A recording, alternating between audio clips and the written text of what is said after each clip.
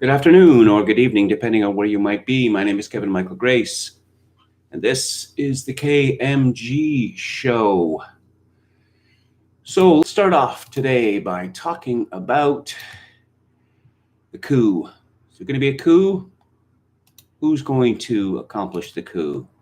Is it going to be Trump? Well, it's going to be Trump one way or the other. Is Trump going to be taken out, or is Trump going to refuse to leave? This is all based on the assumption, of course, that Joe Biden is a lock to win the election on November 3rd. But of course, that's the same thing that we heard in 2016, and it didn't exactly work out that way, did we? Jim Kunstler writes this morning, history, the trickster, has paradoxically anointed the great disruptor, Mr. Trump, as the agent of order, while the Democrats seek to bring chaos into every quarter of American life. Party of shrieking Karens and men acting like women, such as Tom Friedman of the New York Times, mewling like a little girl to Anderson Cooper on CNN Thursday night that he was living in terror, that everybody should be terrified because Trump refuses to commit to accepting the election results. Is that so? I think it was Hillary Clinton who declared just a few weeks ago that Joe Biden should not concede the election under any circumstances. For instance, the circumstance that he loses the election. Of course, Trump, troll supremo, is simply punking his adversaries by proposing to play fair, that is, to play by the same rules they play by. And this only causes the Democrats to retreat into the chaos that is their comfort zone, where they hop up and down like 14-year-old girls in a tantrum. They are provoked, you understand, because Trump actually represents the thing they hate most, daddy. Daddy's in the House, the White House, as a matter of fact, and this baleful symbolic circumstance has driven the Democrats out of their gourds for 4 years, turning them to a party of hysterical women and men acting like hysterical women. Would you want to get on an airplane in bad weather piloted by a crew of hysterical women? That's the kind of big question going into this national election 2020. Tantrums everywhere. The hysterical women, including men of the Democratic Party, have enlisted Black Lives Matter as their official agents of chaos. It must be, because every time chaos erupts in an American city and buildings catch on fire and businesses are looted and burned down, and police are bushwhacked, the loyal Democrats in charge where these things happen do not offer a peep of objection. And neither Kamala Harris nor her sidekick Joe Biden send any message aimed at quelling the violent hysteria. One must conclude that they're on board with rioting, arson, looting, and bushwhacking. Like I said, chaos equals their comfort zone. The Democrats like chaos because it works as an effective smokescreen to conceal the dirty secrets of their private behavior. Namely, one, the fantastic international web of grift among the Biden family that was just this week detailed in a report issued jointly by the Senate Homeland Security and Governmental Affairs Committee and the Senate Finance Committee, none of which was reported by the New York Times, CNN, or MSNBC. Two, the widening gyre of John Durham's investigation into the origins of Russiagate, and now, surprise, surprise, also into the suspicious doings of the Clinton Foundation. And three, the financing and orchestration of Black Lives Matter Antifa riot mobs by Democratic Party affiliated nonprofit organizations. So then, there is the key matter at hand. The Democratic Party's open promise to bring their trademark chaos to the November 3rd election based on the tactical plan drawn up in wargaming by the shady Transition Integrity Project this past summer. The idea is to swamp the country with harvested mail-in ballots in order to confound a resolution of the vote and sow chaos in the Electoral College, to which they will bring an army of lawfare attorneys who will engineer the desired outcome in the swing state houses with Democratic governors such as Michigan, Pennsylvania, and Wisconsin. If Trump objects to these shenanigans, he'll be labeled a tyrant. It's just the kind of election strategy that a gang of middle school girls would dream up. Because they are hysterical 14-year-olds with undeveloped brains, it would never occur to them that daddy might have a notion what they are up to and a counterplan to frustrate their scheme. They are in such a fugue of rage that they can't think one play ahead on the game board. Well, as the wily Napoleon once remarked, never interrupt the enemy while he is making a mistake. The death of Justice RBG has amplified the hysteria. The Democrats are not just having a tantrum, now they're chewing up the furniture, ululating, beating their flanks, discharging gobs of snot, peeing their panties, and foaming at the mouth. If he was anyone else but Daddy, Trump would have had them taken out and had them shot. Instead, the president is going to nominate a sane and reasonable mommy to the Supreme Court, and Uncle Cocaine Mitch is going to see that she is confirmed, and there is an excellent chance that together they will bring order back to this deranged household, and then perhaps we can turn our attention to the real existential problems of financial crisis and economic collapse. I've been following the evolution of James Howard Kunstler for quite a few years now. He is a lifelong Democrat. I suppose you could describe him as a lefty of the old school, that is to say, grounded in reality. And it was obvious from the beginning that he very much did not like Donald Trump. I suppose his demeanor would be a large part of it: brash, bold, vulgar, not particularly well spoken, and I also suppose his choice of occupation, real estate, particularly in building ever taller structures, the kind of structures that Kunstler believes will be uninhabited in the near future. But faced with the choice between Trump and the Democratic Party, Kunstler has moved closer and closer and closer to Trump, culminating, a couple of weeks ago, in an outright endorsement of him. So I suppose the question we have to ask is, how many people like Kunstler are there out there? How many people who do not like Trump, but decide that it's Trump or chaos? And I rather suspect that there are quite a few, although we will see on November 30th what the pollsters are telling us, that Biden has a 70, 80, 90% chance of winning. I'm not. One of the reasons I'm really looking forward to Trump winning again in November is that this would perhaps put paid to the pretensions of the polling industry. Polling is not free speech, as far as I can see. Its sole attempt is to manufacture consent, as Chomsky and Herman put it, to tell people what the future is going to be. So if you want to be part of the future and you don't want to be left behind, you don't want to be a loser, you better get behind the future. That is to say, you better support what policy positions we're telling you that everyone else is supporting, or you better support the candidates we tell you are going to win. The pollsters have been embarrassed time and again in recent years, largely, I suppose, because of their sampling methods. I really don't think that most people understand how polling works. It's not a question of getting 1,000 random Americans and asking them who you're going to vote for, because that might end up with a very skewed results. So based on prior results, they weight various groups. And this methodology, I suppose, works well enough when conditions aren't in flux, but they're very much in flux now, because what we saw with Trump in 2016, he was the first candidate in, I don't know, since Reagan, to appeal to the white working class. The Democrats gave up on the white working class back in the 1970s. The Republicans gave up on them after Ronald Reagan. And the assumption was that these people weren't going to vote quite reasonably, because neither of the two parties was offering them anything. In fact, both the Republicans and the Democrats were saying to the white working class, hurry up and die. You are a horrible embarrassment. You are not part of the glorious multicultural future.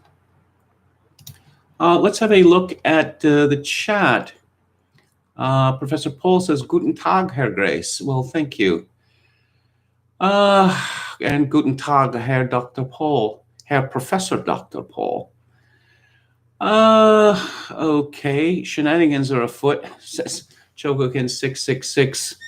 Well, look, let's look at the Biden family. It's not just Hunter Biden. That, as I mentioned, yesterday, Joe Biden says, no, I never asked my son Hunter Biden what he was doing in terms of lobbying or grifting, and he in turn never asked me what I was doing. Well, you're the vice president of the United States, and you are the president's point man on Ukraine.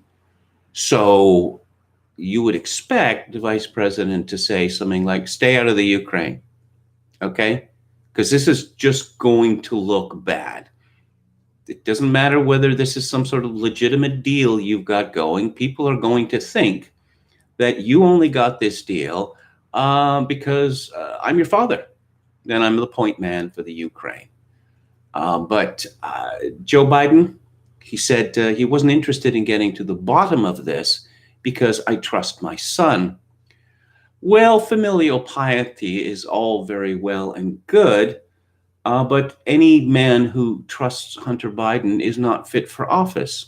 Hunter Biden is untrustable, and he is highly dangerous. I mean, one only has to look at his career. One only has to consider what Joe Biden knows about his son, let alone all the stuff that he doesn't know about his son. Ululating. Yes, I love that word. So let's, the apocalypse scenario. This is from Axios by Elena Treen and Hans Nichols. Democratic lawyers are preparing to challenge any effort by President Trump to swap electors chosen by voters with electors selected by Republican-controlled legislatures. One state of particular concern, Pennsylvania, where the GOP controls the state house. Whenever you see Axios or The Atlantic or MSNBC or the New York Times or Washington Post, for that matter, say that there are fears that Trump is going to do something nefarious, they are broadcasting all too clearly that this nefarious thing is exactly what they intend to do. Why it matters. Why it matters. We're too dumb to figure out that the president of the United States mucking about with electoral college electors in order to stay in the White House. Well, why would that matter? In any event, Trump's refusal to commit to a peaceful transfer of power, together with a widely circulated article in, wait for it, The Atlantic, about how bad the worst case scenarios could get, is drawing new attention to the brutal fights that could jeopardize a final outcome. Trump has made it very clear that if it's a fair election and he loses, he'll go. If it's not a fair election, he won't go. Well, Richard Nixon lost a rigged election in 1960 because the Democrats stole Illinois and Texas, and he considered contesting this, but he decided against it, thinking it wouldn't be good for the nation. Well, I'm no fan of the Kennedys, but in terms of what they wanted to do to America, it's a far cry from what the Democrats want to do, which is straight up to destroy it. Let's see, what we're hearing. Stung by the Supreme Court Bush versus Gore decision in 2000, there's a separate effort to ensure that no state recounts like Florida in 2000 are cut short by the Supreme Court, according to a Democratic attorney familiar with the strategy. Yes, in Florida, where they're going to count ballots forever. Oh, no, we can't stop counting ballots now. We might turn up some ballots in, I don't know, January, February, maybe thousands, maybe 10,000s of them, which remarkably will be running 70 to 80% Democratic. The Biden campaign also plans an aggressive response to vote suppression activities, and which are what? What are these vote suppression activities? Trump advisors are ready to challenge the legitimacy of the election results, especially with the expected late wave of Democratic mail ballots. Well, why is there an expected late wave of Democratic mail ballots? This is baked into the cake, obviously, that, oh, no, the people who are voting by mail are too stupid to, say, mail it, oh, I don't know, 2 weeks before the election, say, just, make sure that it gets there in time. They're practically admitting they're going to commit crime. One Trump campaign source told Axios that their lawyers will litigate where needed, including suing in key states that have changed election laws to allow for an extended period of time to vote or to count ballots. The big picture. Trump's own advisors are providing a reality check. The Constitution makes it clear that even if Trump chooses denial, if Joe Biden is elected president, he will be president on January 20th. Trump can say, I don't concede, I think it's rigged, but he would not be the president, a Trump legal advisor told Axios. Now, I'm not privy to what any Trump legal advisors actually told Elena Treen and Hans Nichols of Axios, but I am 100% certain that no one working for the Trump campaign said this to Axios, because they're simply repeating Biden talking points. An amusing editorial in the New York Post. The Post asks, can you find Joe Biden? After another day of hiding, help us find Biden. Where's Joe? Just 40 days before the election, Joe Biden has had no public appearances yesterday past 9 a.m. and retired to his basement. At this point, could anyone pick him out in a crowd? Yes, and I just caught him there. They've digitally inserted him. The story that I'm reading is that, I don't know, it happens a lot with old men, and I'm on my way there, that they wake up at 4 o'clock in the morning or whatever, and they can't get back to sleep. But apparently the story with Joe is that he sundowns around 9 a.m. every morning, or sorry, not every day, but most mornings. And that's why at 9:05, his press people tell the media, sorry, no Joe today. And the media says, oh, well, that's not a problem. We don't actually need to hear from the Democratic candidate. We'll just write a bunch of made up stories about all the terrible things that Trump is going to do when Joe Biden inevitably wins the election, because he is such a strong candidate. And, oh, there's also Kamala Harris. And where is she, by the way? We haven't heard much from her, have we? You remember Where's Waldo? The editorial goes, this election season, voters are asking, where's Joe?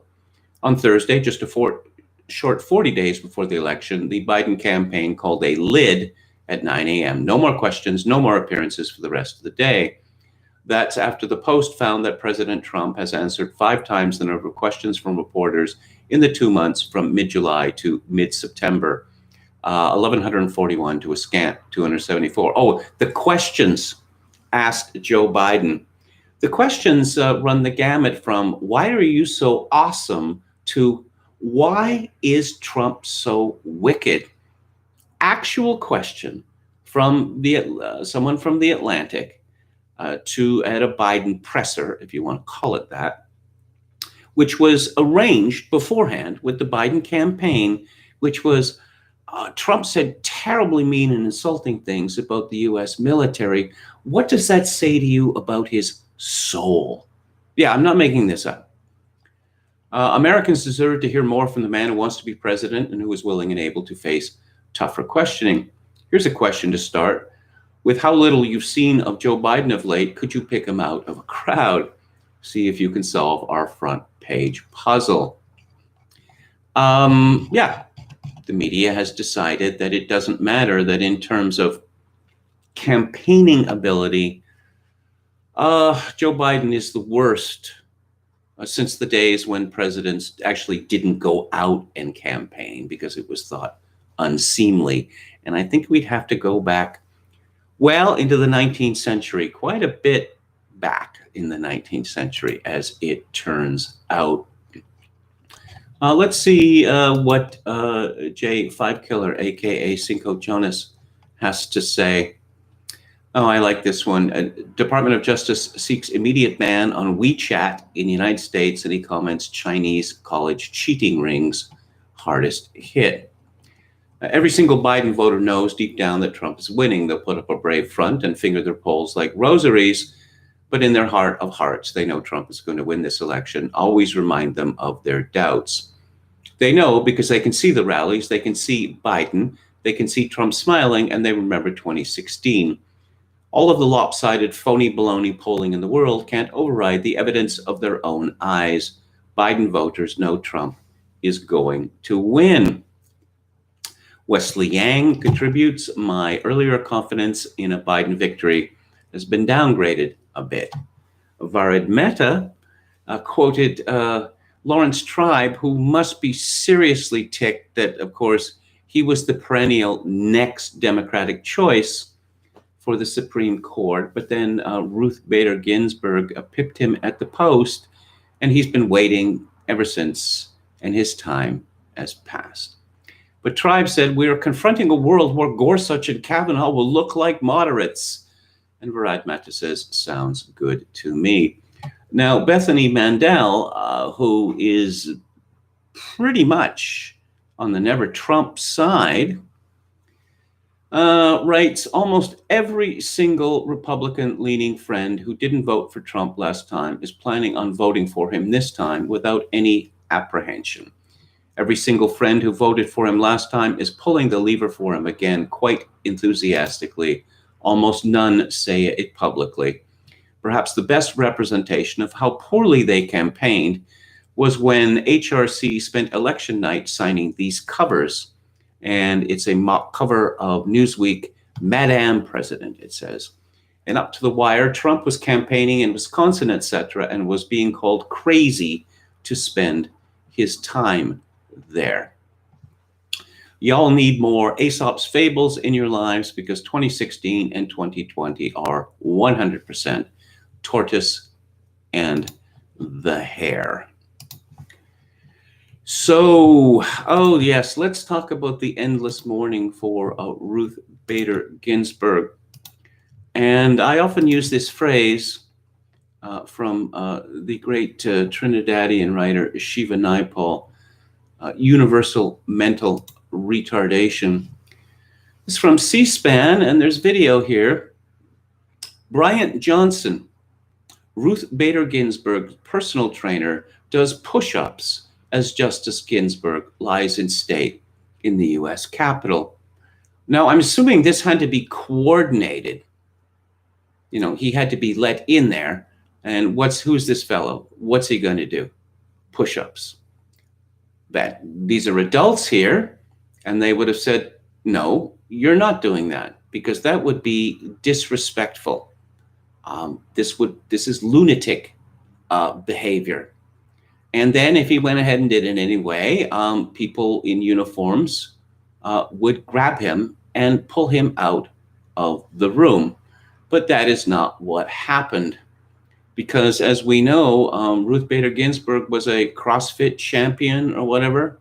It reminds me of those stories from the 1960s where Mao Zedong supposedly swam the Yellow River in world record time, even though he was a corpulent man in, his late 60s at the time. No, but Ruth Bader Ginsburg, she just put to shame men decades younger than her with her athletic prowess. This is what we were all told. And I guess this little stunt there at the U.S. Capitol is meant to cement in our minds this image of Ruth Bader Ginsburg's athleticism, but it doesn't matter anymore because she's dead. And all her athleticism it turns out that regular exercise does not make it so that one lives forever. But as many people pointed out, this fellow Bryant Johnston, it's a tremendous advertisement for him. So all of the bug men and bug women in the Tri-Counties area are going to be bidding heavily for his services as a trainer, which is another reason why, obviously, this disgusting display should not have been allowed. Kyle Mann tweeted, I only saw this recently. Liberals unironically sharing the Babylon Bee article about NBA players wearing lace collars is pretty funny. Yes, the Babylon Bee, which is a Christian satire site, ran a bit about NBA players wearing lace around their necks to honor the late notorious RBG. Eric Carmen supplied a picture and says, this is why I so love and respect LeBron. And there are just too many of these. I mean, I guess people will believe anything. Happy Girl tweeted, NBA honored Ruth more than you ever will. That's a reference to President Trump. Ellen Scheinberg tweeted, this gesture and image is beyond awesome. Hashtag notorious RBG. Hashtag Black Lives Matter. NBA players wear special lace collars to honor Ruth Bader Ginsburg, and there's actually a link there to the Babylon Bee. Does anyone else find it strange that the little graphic that comes up automatically when you include the Black Lives Matter hashtag in your tweets appears to be a paw print? Very disrespectful, I think, and borderline racist as well. Of course, Ruth Bader Ginsburg could have retired with honor years ago when she was already in her 80s and already had cancer. But no, she didn't. And the recriminations have already begun that this is a horrible, grasping woman who, nope, she was just going to stick it out. And she was determined to will herself to live past, January 21st, 2021. Just sheer willpower. Well, it turns out that she fell 4 months short. A valiant effort, one has to admit. Here's a story from the mysteriously named DNYUZ. When Justice Ruth Bader Ginsburg joined President Barack Obama for lunch in his private dining room in July 2013, the White House sought to keep the event quiet. The meeting called for discretion.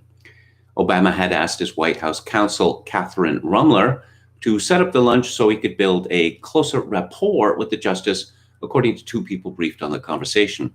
Treading cautiously, he did not directly bring up the subject of retirement to Justice Ginsburg at 80, the Supreme Court's oldest member and a two-time cancer patient.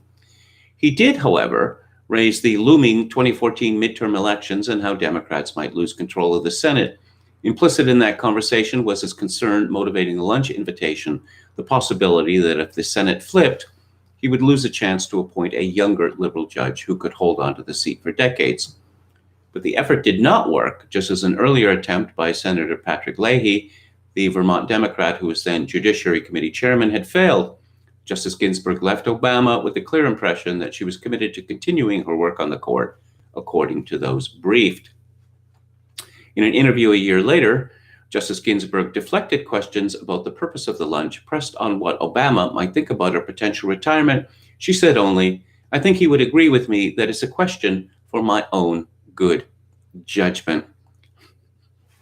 Obama clearly felt compelled to try to avoid the scenario that we are living through now, but the art of maneuvering justices off the courts is politically delicate and psychologically complicated. They have lifetime appointments and enjoy tremendous power and status, which can be difficult to give up. Well, yeah. I mean, isn't Barack Obama supposed to be a tremendous speaker? I mean, both before the public and in private.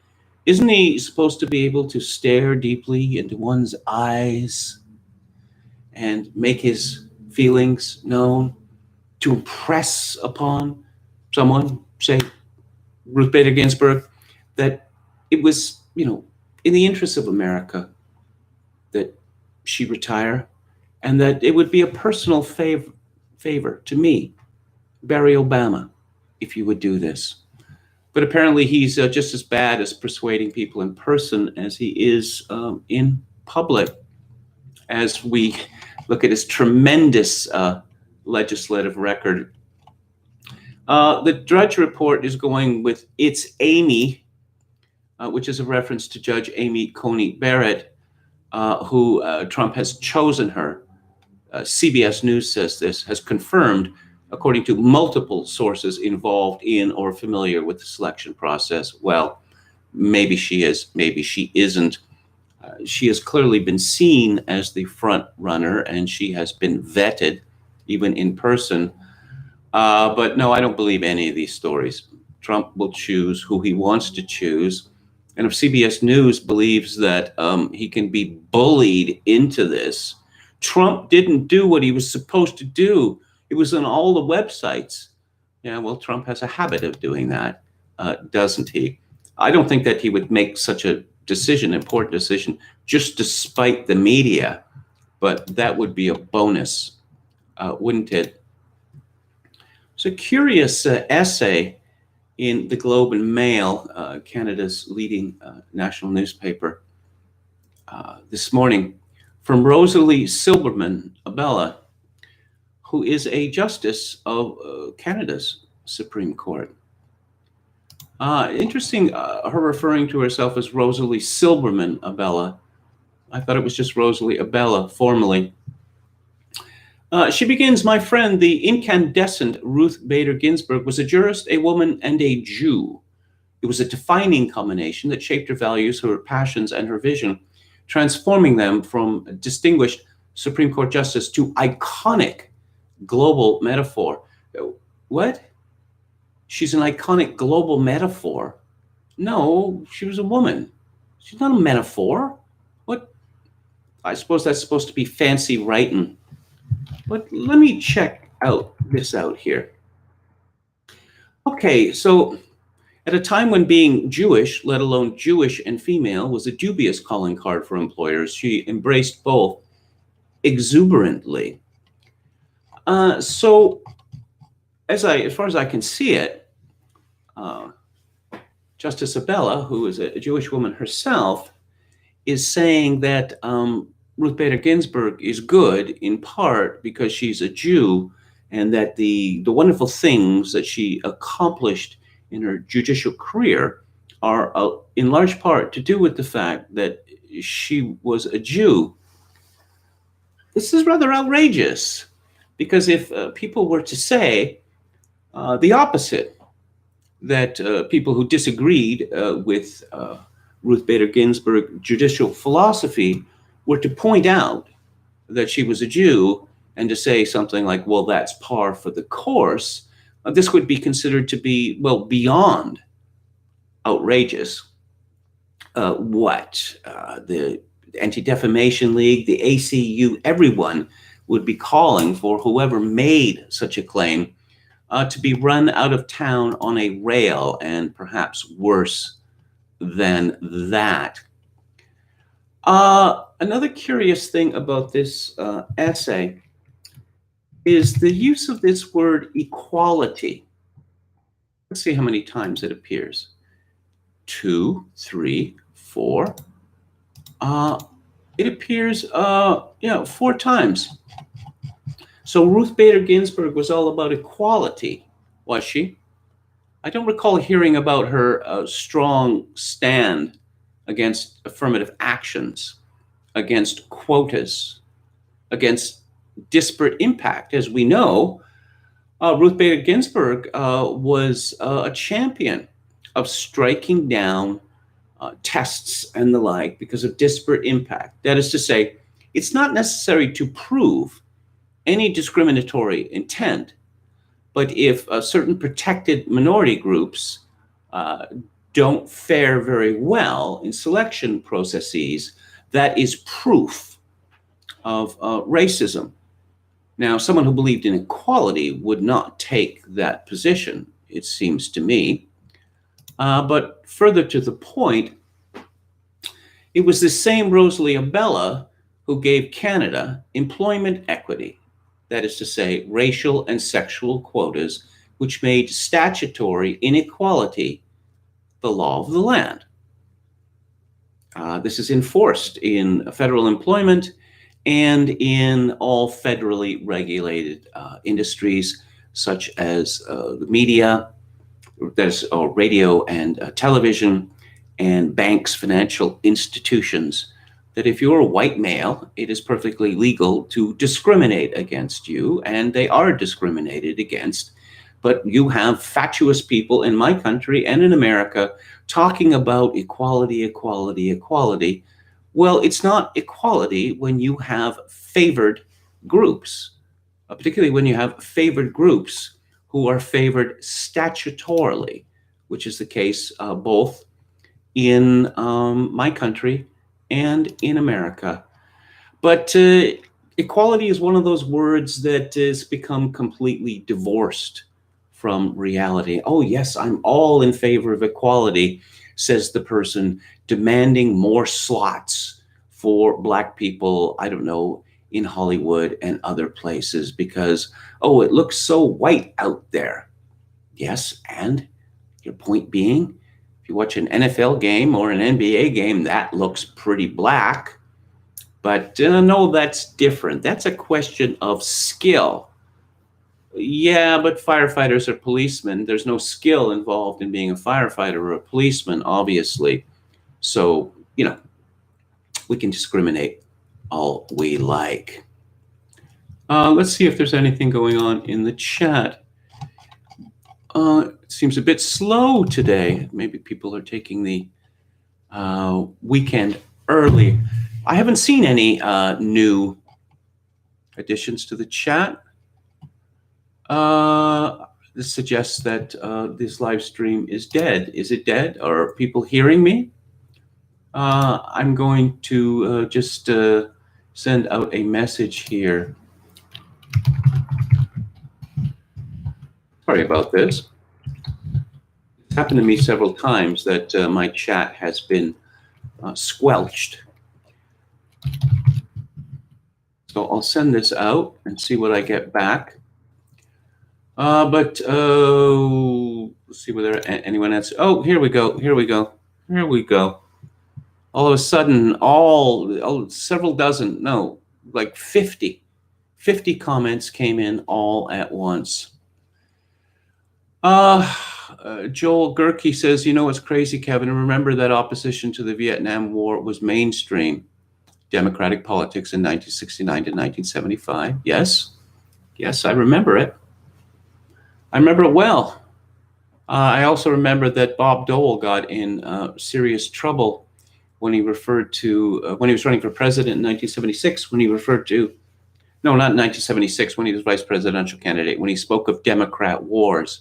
The Republicans used to take this line because pretty much all the major wars America fought in the 20th century were Democrat wars. And Vietnam was a Democrat war.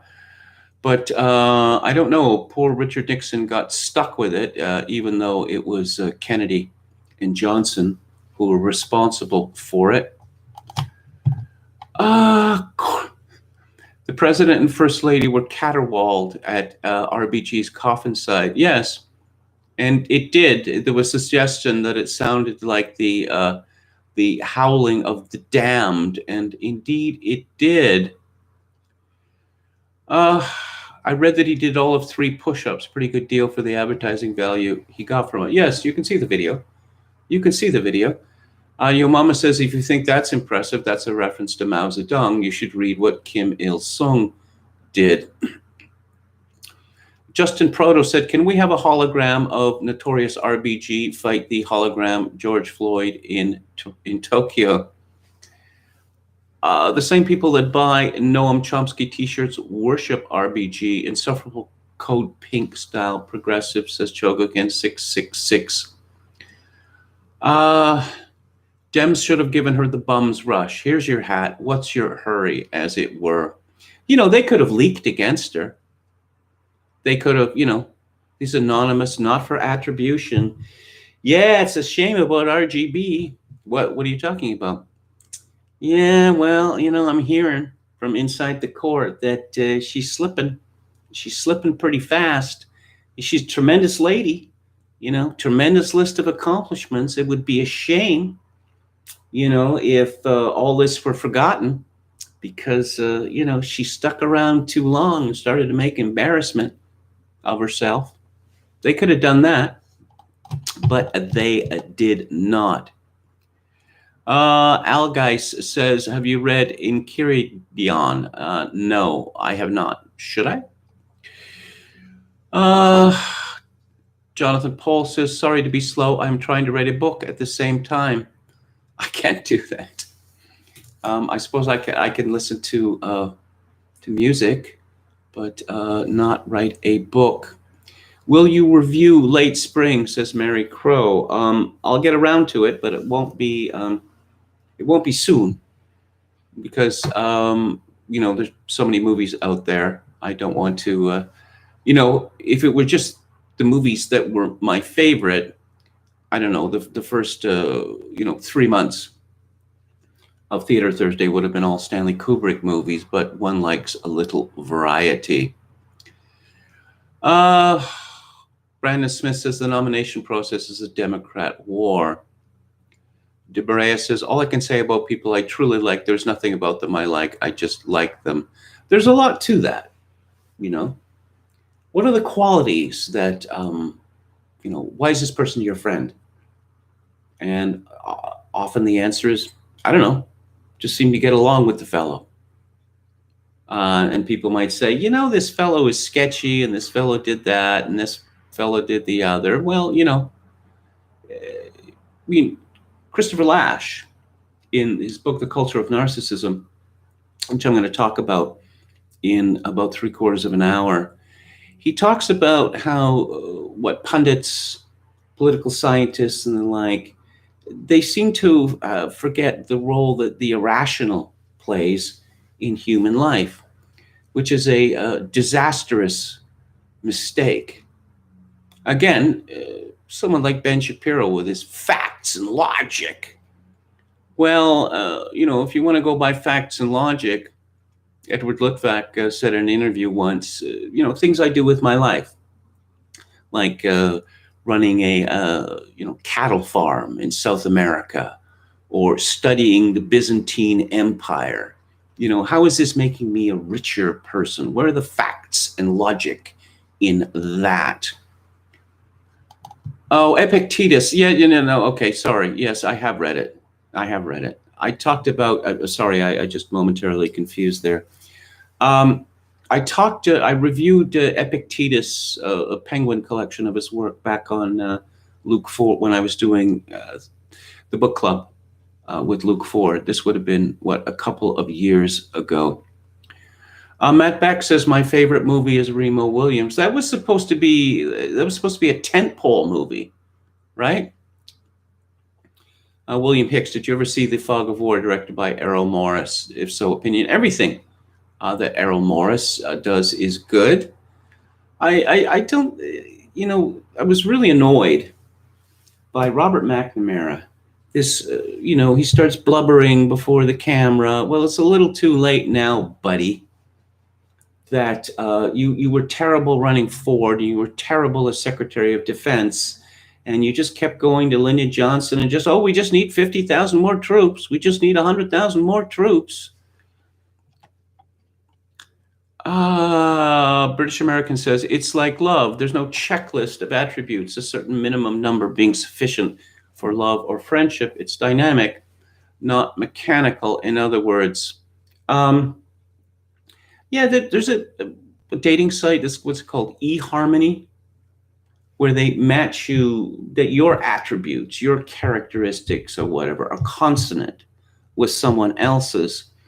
And I've seen their commercials back when I had TV. They claim a very high success rate, but it seems to me that so often in love matches you see an attraction of opposites, but that doesn't seem very rational, does it?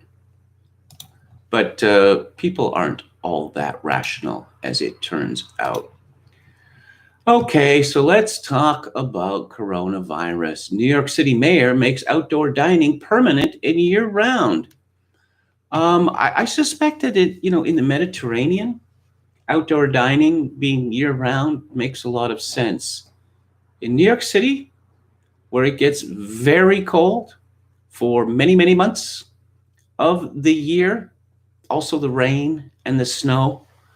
No, what Bill de Blasio, he announced this Friday, this would seem to be the carrot for the stick, that he is going to ban indoor dining, that, it's indoor dining is not coming back. Let's see, the announcement comes as indoor dining at limited capacity is set to begin next week, but wait, that could change. The mayor said restaurants will be able to add heating lamps to keep the area warm, but if restaurants completely enclose the outdoor space, they will have to adhere to the indoor dining guidelines. Well, what if they just put a wall around, but they didn't have a ceiling? Would that count? And more from Bill de Blasio, how this guy has managed to stay in office. But it's very difficult to get rid of these people, isn't it? Even in parliamentary systems, it's very difficult to get rid of people, which isn't the way it should be. It's supposed to be more flexible. This is from NBC, Channel 4 in New York. Unmasked heckler wreaks havoc at briefing as New York City eyes new shutdowns over COVID clusters. For the first time in months, New York City may have to roll back reopenings. No, may have to. How about chooses to roll back reopenings? You see, de Blasio, he really has no choice in the matter. It's this damn virus. It's just so vicious and vindictive. And just when you think that, no one's dying anymore because essentially no one is, well, it's trickier than that. A top doctor warned this may be the most precarious moment that we're facing since we have emerged from lockdown. A screaming, unmasked heckler interrupted the start and later additional parts of a briefing by health officials, or latrine wallahs, as I like to call them, in Brooklyn Friday as they provided an update on emerging COVID clusters there and in Queens that have become so severe they may prompt the first new shutdowns in New York City for months. The heckler identified himself as Heshley Tischler, a regular on the anti-mask, anti-crowd restriction circuit, and repeatedly interrupted President and CEO of New York City Health Plus Hospitals, Mitchell Katz, calling him a filthy animal as he discussed COVID safety. The mayor's office tried to get Tischler to put on a mask, but he repeatedly refused, saliva visibly spewing out as he yelled. Later, he erupted again at Test and Trace Director Ted Long, challenging the validity of test results. The briefing, which also included Department of Health and Mental Hygiene Dr. Dave Chokshi, lasted less than 20 minutes. It's unclear if the heckler affected the timing. In the brief time he spoke, Chokshi made it clear that the situation is dire. This may be the most precarious moment. Yes. We will move swiftly as the situation warrants. The clusters, this is new to me, this word cluster, have seen such alarming growth over the past week and again over the past few days that the health department says reopening rollbacks may be implemented for the first time in the city's recovery period. If progress is not made, it's set a Monday deadline for that. The immediate scaling back of activities would apply only to the affected zip codes, not citywide, the health department said Thursday evening, and could include bans of gatherings of 10 or more people, mask fines, private school and child center closures, and shuttering all non-essential businesses again. Wow, de Blasio and the Love Gov, Cuomo, they seem to be determined to destroy New York City and New York State. Yeah, I noticed that this fellow, this heckler, Heshi, is his name Heshi? Tischler, he's wearing a skull cap, a yarmulke, which strongly suggests that he's an Orthodox Jew.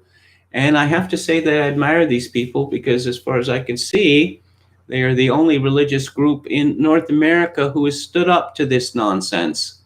And de Blasio has also, he's battled with them already over COVID, where they, they brought down a fence to get access. The Jews did, the Orthodox Jews did, to their cemetery after de Blasio said they couldn't have funerals. And de Blasio, I don't know. That's not a group that you would pick on without thinking this through. This is a story, Oklahoma, I guess. ABC affiliate Channel 5. Herd immunity possible without vaccine, but only with horrific death toll. Yeah. How close is Oklahoma to achieving herd immunity, and how many lives would be lost to get there without a vaccine? Experts tell Coco 5 investigates that in the absence of a widely used vaccine, the number of dead would be far higher than people realize. Herd immunity is a buzzword and one that many people use online, but few understand what it and the statistics mean. It is not a buzzword. It is a universally understood medical term. In fact, herd immunity is how vaccines work. Now, I suspect that a lot of people will piss their pants and faint when they find out this about vaccines. They're actually injecting you with the disease itself. Yes, that's right. Sounds crazy, doesn't it? But that's how you get herd immunity. To get to herd immunity, almost 2.4 million Oklahomans would have to contract COVID.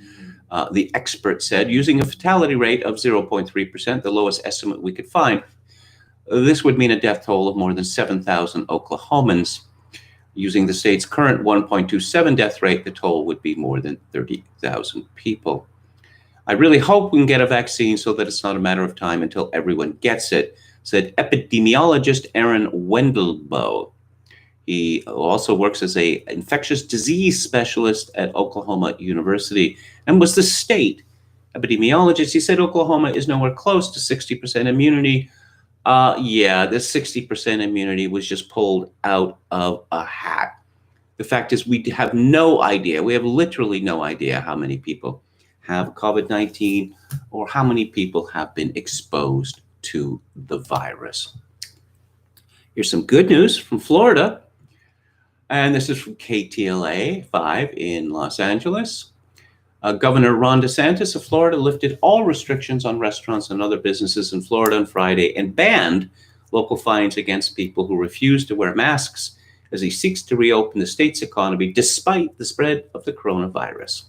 The Republican governor's order unleashed fresh debate in the politically divided state, unlike all the other states that aren't politically divided, where pandemic responses have become intertwined with the upcoming presidential election. No, it's not intertwined. It's just science. The Democrats have no reason to cheer for the COVID virus. No, not at all. DeSantis, a major ally of President Donald Trump, acknowledged that the pandemic is far from over, but he said the threat has eased and the time has come to reopen for businesses after 6 months of people twisting in the wind. How about that? The governor, however, allowed local governments to limit bars to 50% capacity, but added that he was not going to stand in the way of allowing them to fully reopen. As part of his reopening plan, the governor barred cities and counties from collecting fines on people who violate social distancing rules or don't wear face masks. The governor's order virtually nullifies local ordinances put in place to limit the spread of the coronavirus. I think we need to get away from trying to penalize people for not social distancing and work with people constructively. Florida Democrats have bemoaned the governor's push to reopen as hasty. Yeah. Why don't we compare Florida to New York State? And we can compare it in two ways. We can compare it in death toll, and we can compare it in relative state of collapse of the economy. And guess what? New York State, which of course is run by the Love Gov, Andrew Cuomo, which was the strictest in America or close to the strictest, has far worse in terms of both death toll and damage to the economy. Not that the media is going to tell you that. Oh, yes, the Toronto Blue Jays made the Major League Baseball playoffs last night by beating the New York Yankees. This game was in Buffalo. Why was it in Buffalo? Buffalo doesn't have a Major League Baseball team. It was in Buffalo because Justin Trudeau, the Prime Minister of Canada, said that the Toronto Blue Jays could not play in their own stadium in Toronto, even though they had been told earlier that they were not allowed to leave their hotel rooms and they'd be fined up to $100,000. But no, it was just too unsafe to have baseball players, running around on the grass. And 16 teams made the playoffs. I'm hoping this is not going to be permanent because as pleasing it is to see the Jays in the playoffs again, their record's not very good. It's barely above 500. But I noticed watching it last night that despite the rather stringent rules on mask wearing outside, because Buffalo, the stadium in Buffalo, which was refurbished by the Blue Jays at considerable cost, it has no dome. So it's in the open air. But no, people got to wear masks. They got to wear masks in the dugout. They got to wear masks in the bullpen. And of course, no fans allowed, just these stupid cutouts. Excuse me. So the Jays are celebrating after the end of the game, as is typical. And yeah, I see they all take a picture together, all huddled together. Okay, and there's more than 40 people in this picture, and I see 2 masks. Only one ball player wearing a mask. Oh no, I see 3 masks. There seems to be a woman in this picture for some reason. The rest of them are cheek by jowl, and they're not taking it seriously. And why would they? These are professional athletes in their 20s and 30s, and COVID is not a risk to them. But I noticed on bluebirdbanter.com, which is the premier Toronto Blue Jays fan site, that these people moaning in the comments, social distance, people, social distance.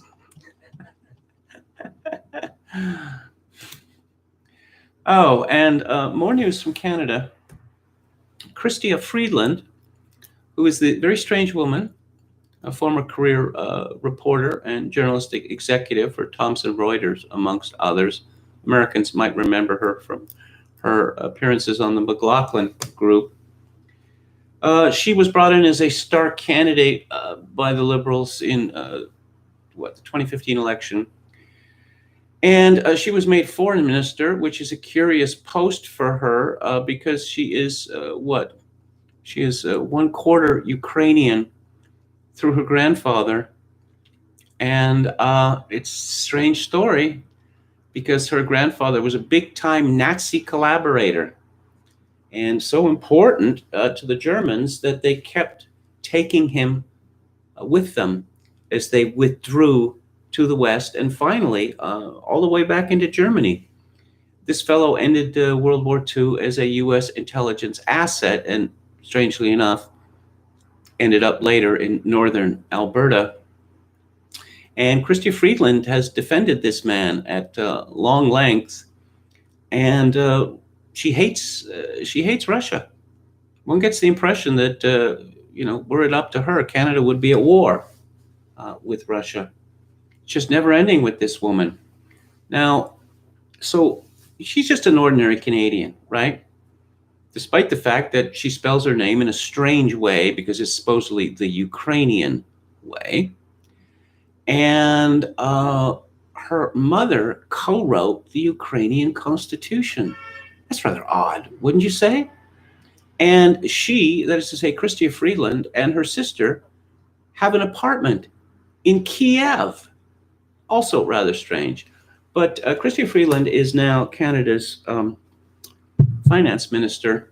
She was giving an interview on CTV, and she said that people are going to have to wear masks and all the rest of it because in the absence of this, the Liberals could, quote, do much more terrible things, unquote. What might much more terrible things mean? Go full Victoria, Australia, institute martial law and imprison those who protest? Another October crisis? I wouldn't put it past a man called Trudeau. I mean, they seem to be getting away with it in Victoria, Australia.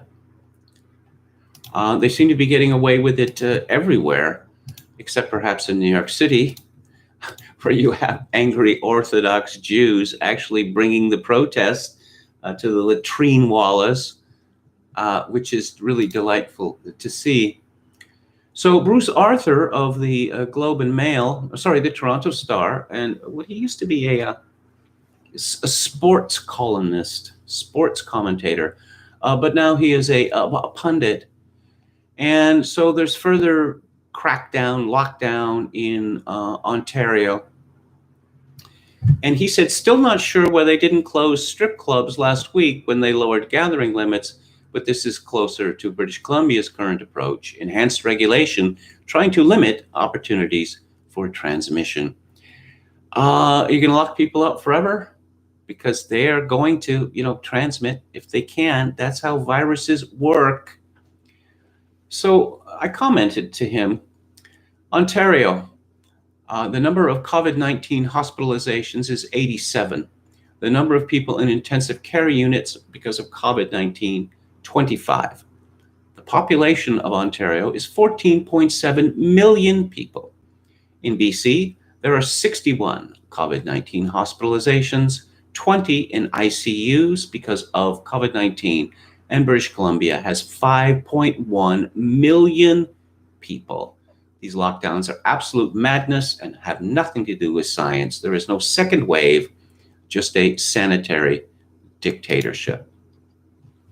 Sadiq Khan, the mayor of London, the fellow who became infamous for saying that terrorist attacks are just part of the price, you pay for living in a wonderful, diverse city such as London. According to The Guardian, Sadiq Khan urges Prime Minister Boris Johnson to ban household visits in London to tackle COVID. Mayor says he is angry that a 43% fall in testing might mask capital's problem. Mask. Didn't an editor catch that? Really? Household visits must soon be banned for London's 9 million residents, Sadiq Khan has urged the Prime Minister. That must. I'm just thinking of George Sorel here when I see politicians acting in this way, and I don't want to be too explicit about this because I don't want to get in trouble with YouTube. But Sorel wrote that there's a disappearance of something which used to be common in politics, which has meant essentially the politicians now can get away with anything, that they're untouchable. Hey, do you remember those halcyon days of, what was it, February or March? Where toilet paper, I need more toilet paper. You already have 64 rolls of the double rolls. It's not enough. I need more toilet paper. Remember those great days? Well, according to Business Insider, British supermarket chains Morrisons and Tesco have reintroduced product limits of 3 per person on staple goods such as long-life food and hygiene products. Shoppers appear to have been stocking up amid fears of a second lockdown after Prime Minister Boris Johnson announced stricter coronavirus restrictions on Tuesday. Our stock levels of these products are good, but we want to ensure that they are available for everyone, a spokesperson for Morrisons told Business Insider. One Morrisons worker said their store was worse than a bad Christmas. They started rationing essential items. Yes, they limited sales of certain goods earlier in the pandemic, and Morrisons became the first major grocer to reintroduce these measures when it said on Thursday that customers could only buy 3 of certain products. These included pasta, soup, hand wash, and hand sanitizer, as well as multi-packs of toilet paper and kitchen roll. One checkout worker at Morrisons, who wished to remain anonymous, said customers had been stocking up on canned food and toilet roll, and apparently it's a bad scene, man.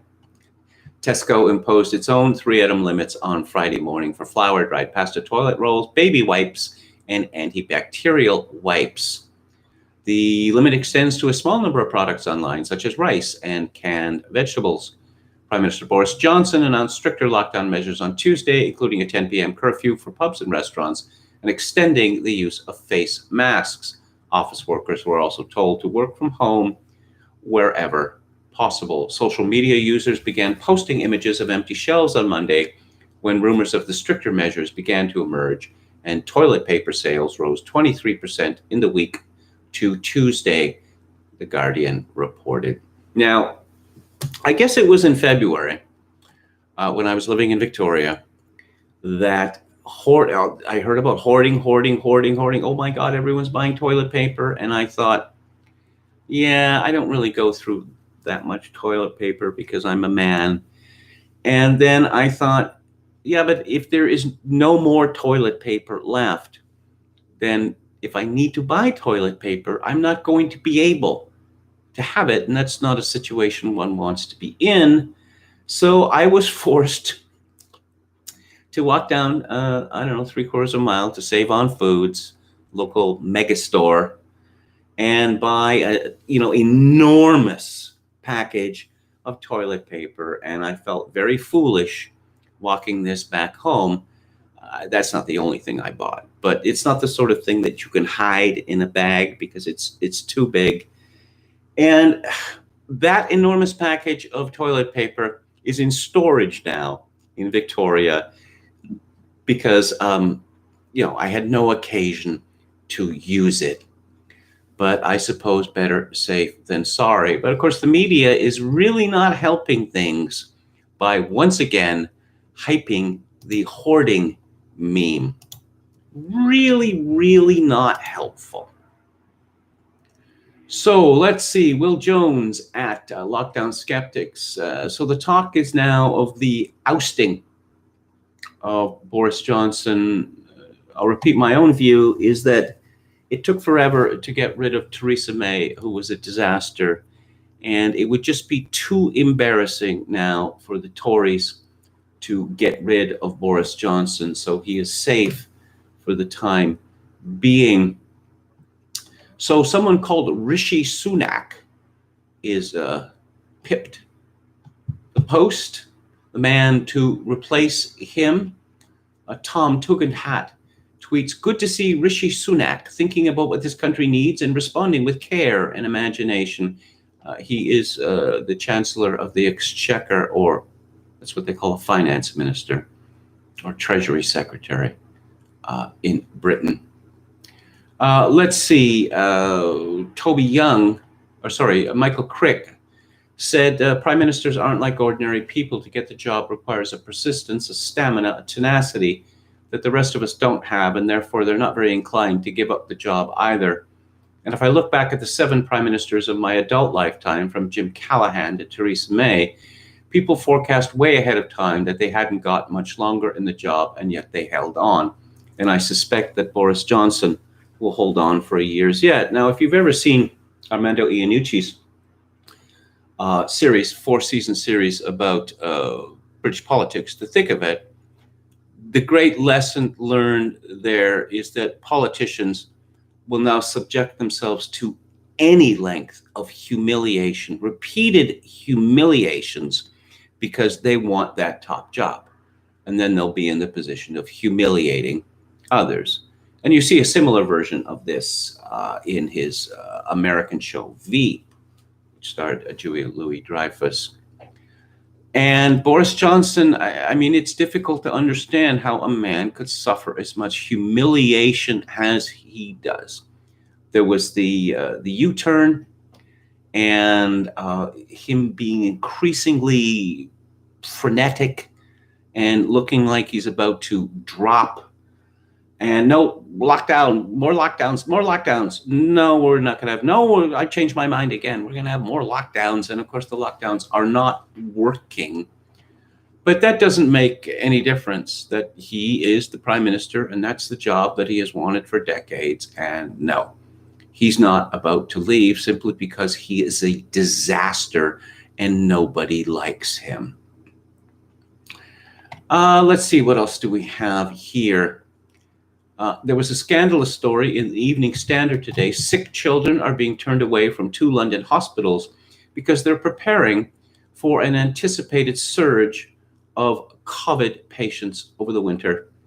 Sick children will be turned away from A&E, accident emergency, at 2 major London hospitals throughout the winter to enable them to focus on treating adults with COVID, because that's the real disease. That's the disease with style and verve and cachet.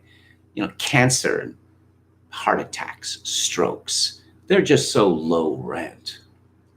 The pediatric A&E at the Royal Free Hospital in Hampstead will close at the end of the month. The Children's Casualty Unit at University College London Hospital in Bloomsbury will remain closed, having initially shut to under 18s in March.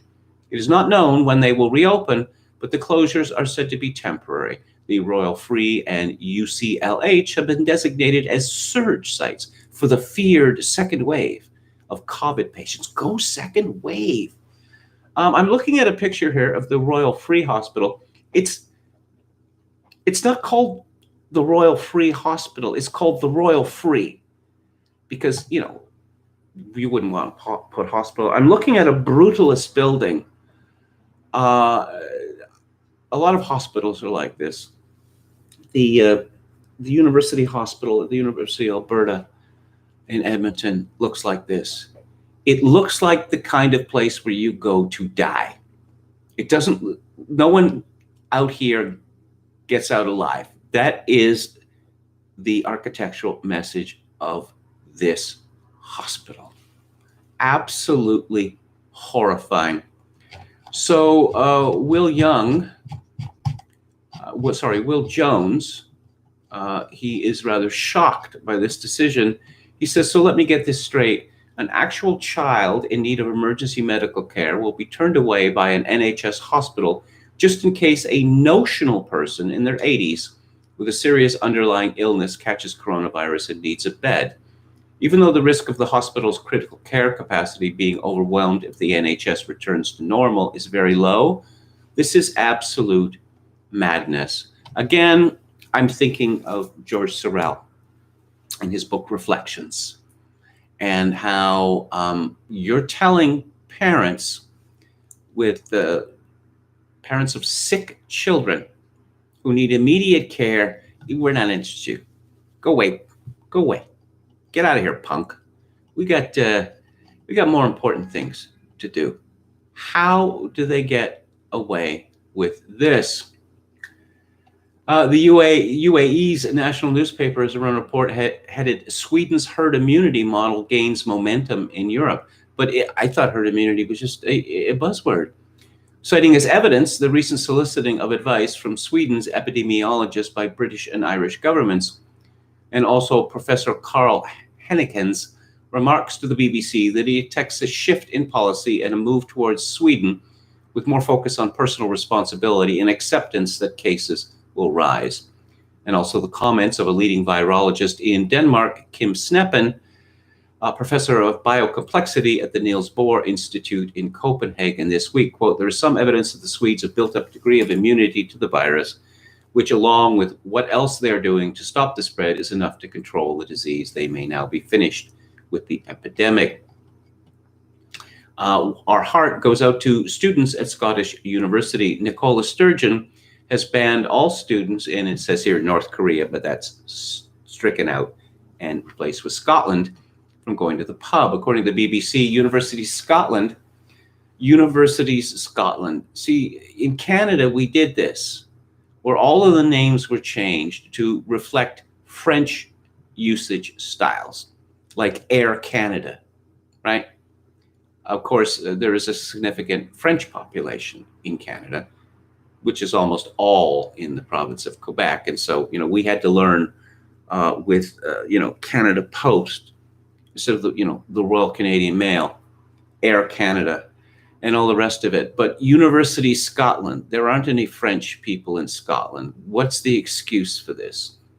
In any event, they said that their new guidance had been agreed with the Scottish government, and it was a necessary step at this crucial moment of managing the virus in the student population to protect students and the wider community.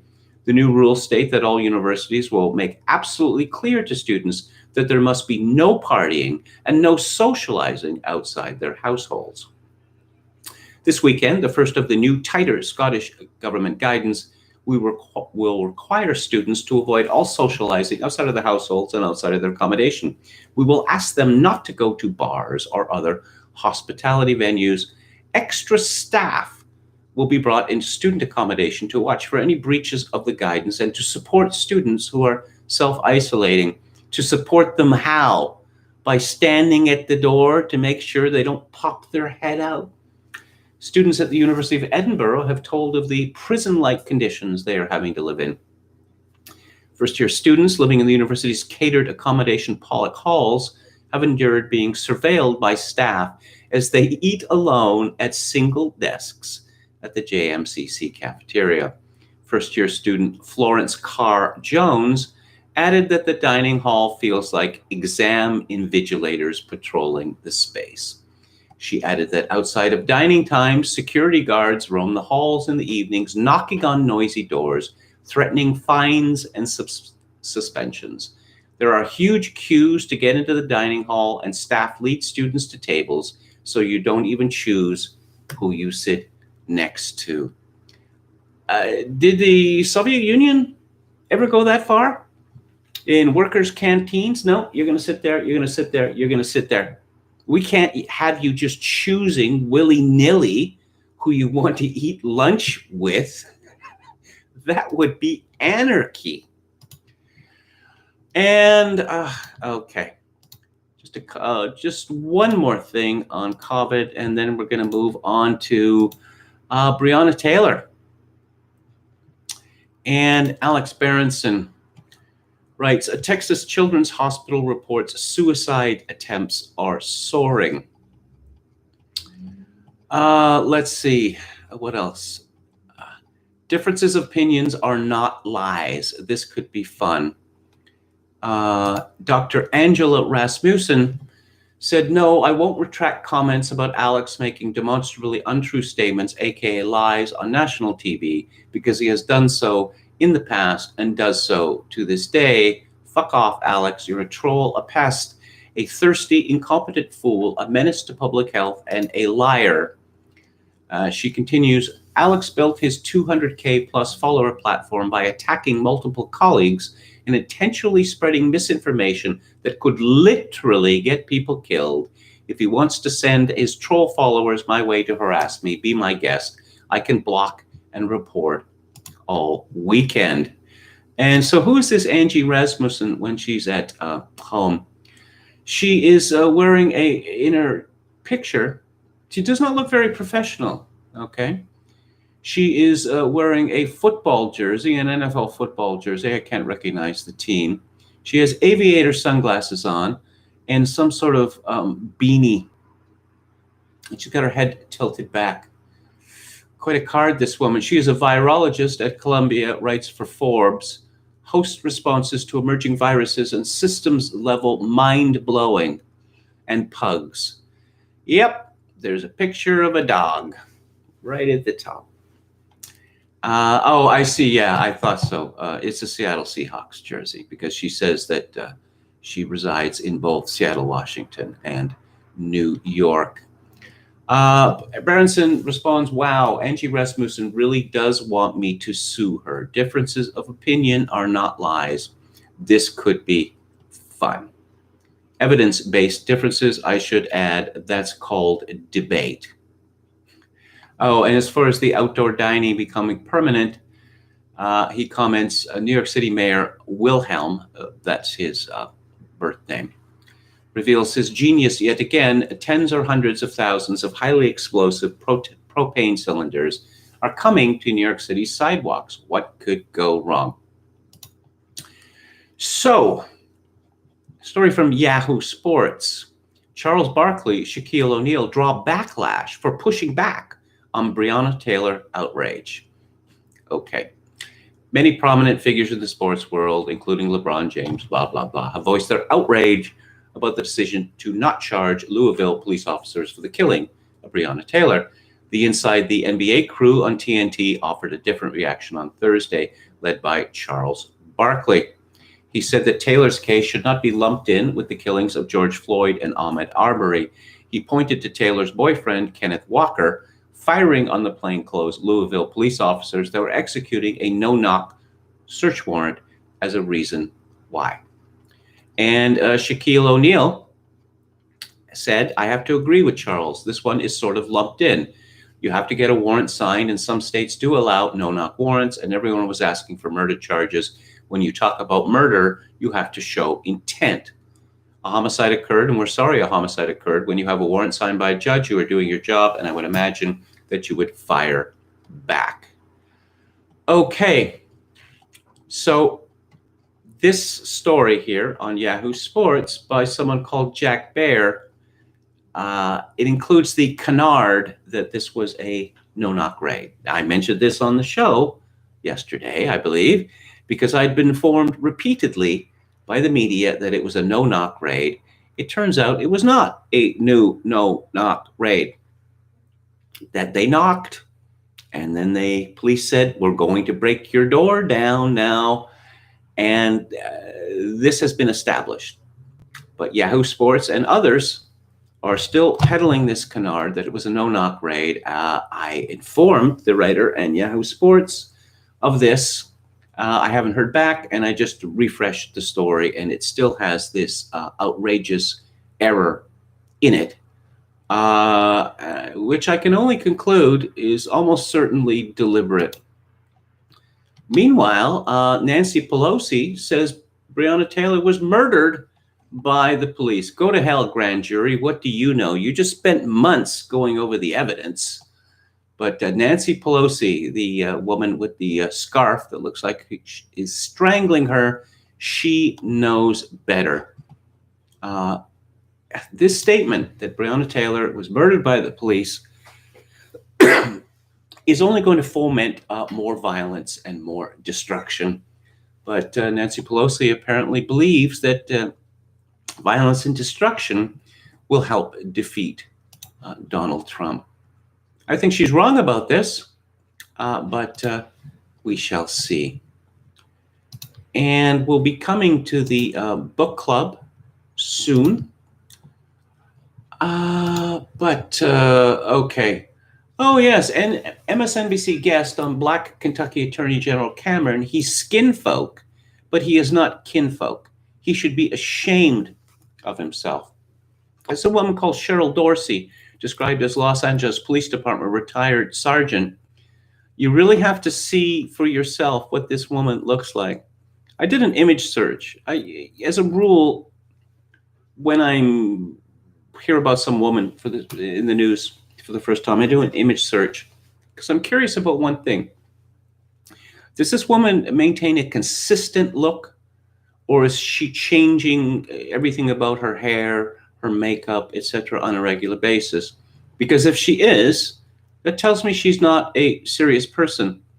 And the look that this woman is sporting on this MSNBC program, the only question is she getting her fashion advice from drag queens or from aliens? Too funny. And one more final thing. Oh, yes. The meme, the left is putting out this meme that government sanctioned, government supported right wing kill squads are roaming the streets of American cities, taking down BLM and Antifa with impunity. Of course, the McCloskeys from St. Louis would have a different story to tell. And from Associated Press, the 17-year-old charged in the shooting deaths of two protesters in Wisconsin is fighting his extradition from Illinois, but his lawyers didn't outline their strategy. This is, of course, Kyle Rittenhouse, of which they speak. His bail was set at $2 million for him. A final look at the chat before I go to the book club. Did you all see Ron Paul's stroke on air live stream? I saw a video of it. Yes. I quite like Ron Paul, actually.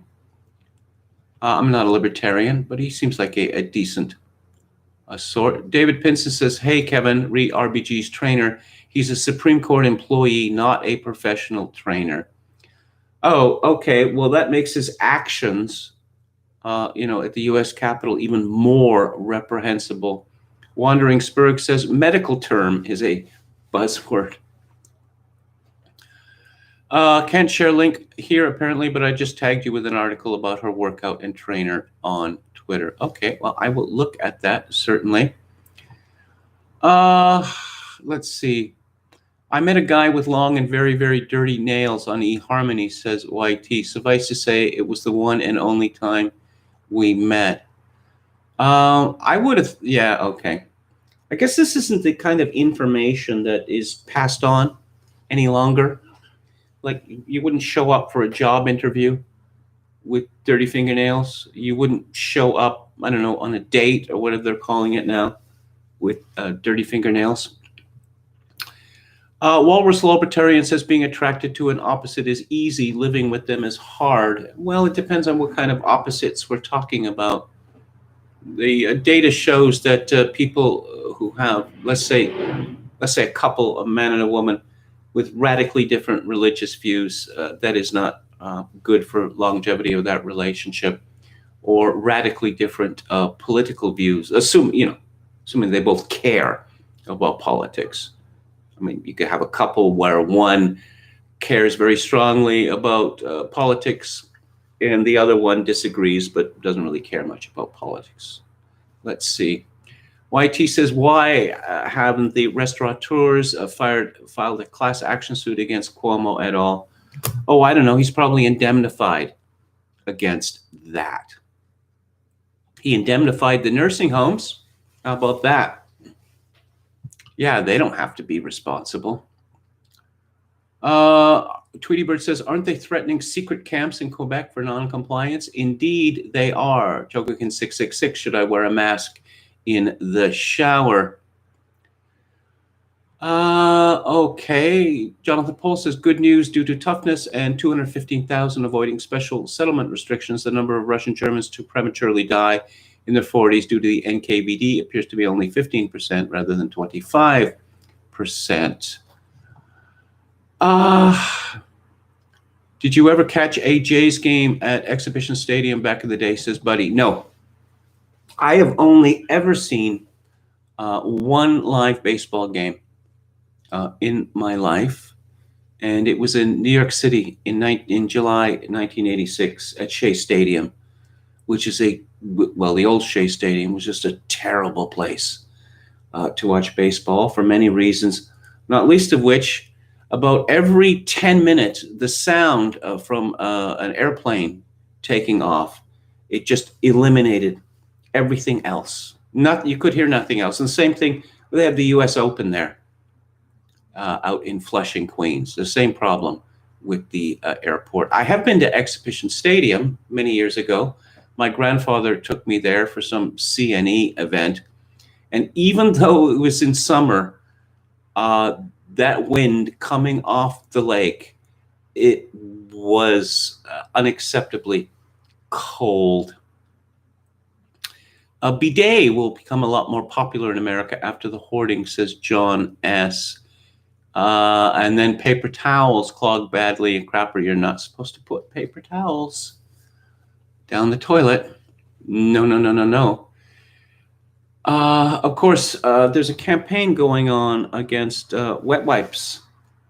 And just as there's a campaign against luxury toilet paper, the kind that doesn't come apart in your hands. It's just, it's sadism, actually. PK Teller, do you think Virginia is in play? I'm not very good on those kind of predictions, you know. Virginia seems to have gone blue. I always have to stop red, blue. But the conservatives, the right-wing party is supposed to be blue and the left-wing party is supposed to be red. But CNN mucked this up on a graph some years ago, and now we all have to live with the opposite of the traditional meaning that everyone understood. Yep, funeral home. There we go. The obligatory reference. Okay, here we go. Cynthia McKinney and Jim Traficant were okay. Jim Traficant had the most amazing hair. Amazing hair. I heard that he was very popular with the ladies. But no, I do too have a fondness, John S. says, for people who actually say what they believe, even if I disagree with them. So let's move on to the book club now. I meant to get around to talking about Viktor Orban, but I will do that on Monday because it's an important story. The attempt by the European Union and, well, the deep state worldwide to oust him, despite his tremendous popularity with his people. But that's not really the important thing, is it? Democracy means something different. Democracy means the right people winning, not the bad people. If the bad people win, then that's not truly democracy, and you must have come across this yourself. The book is from 1979 and by Christopher Lasch, and it is called The Culture of Narcissism, American Life in an Age of Diminishing Expectations. Christopher Lasch was a historian and a social scientist who started off as a Marxist and then had a reaction against materialism. He came to appreciate a tradition, that this year zero thinking, everything that people have ever done in the past is wrong. Well, that's obviously idiotic. If it was all that wrong, the human race would have died out, or there wouldn't have been periods of prosperity and, I don't know, people not all being at each other's throats. But of course, the Whig interpretation of history, as Butterfield put it, is that, the past is bad because it's not the present. And history goes like this, it bends towards justice. Lasch turned against liberalism itself because of its belief in progress, that progress is somehow ordained, never mind that people have disagreements about what constitutes progress. I mean, abortion would be a very good example of that. That, oh, yes, they talk about abortion reform. Oh, so previously it was illegal for women to kill their babies, but now it's legal and now it's widespread. Yay! There are lots of people who think that this is nothing less than barbaric. But if you're going to talk about, reform in abortion or progress, well, we know what that means because it has been defined in that way. So the culture of narcissism was rather a hit, strangely enough. Now, this book came out as mentioned, in 1979.